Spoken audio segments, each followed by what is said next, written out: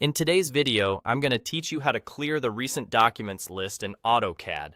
If you've ever opened AutoCAD and noticed a long list of files you recently worked on, but you want a clean slate for privacy, focus, or simply to tidy up your workspace, this quick walkthrough will help you reset that list instantly.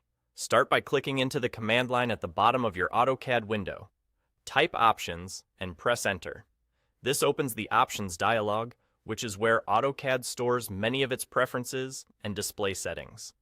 If you don't see the command line, try moving your cursor to the bottom of the screen or pressing the Enter key first. The command line is the backbone of AutoCAD, and using it ensures you're in the right place. Inside the Options dialog, look for the Open and Save tab. This tab controls how files are opened, saved, and listed.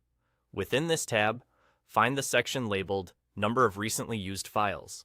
You'll see two separate controls here, one for File Open, which affects the list you see in the Open dialog and the Start page, and one for Application Menu, which affects the recent list that drops down from the big A icon or the Application Menu in the top left area of the interface.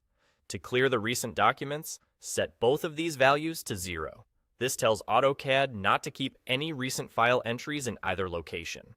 As soon as you change both fields to 0, click Apply, and then OK. The moment you confirm, AutoCAD clears the recent documents list, removing the history from both the open workflow and the application menu. You don't need to restart the program.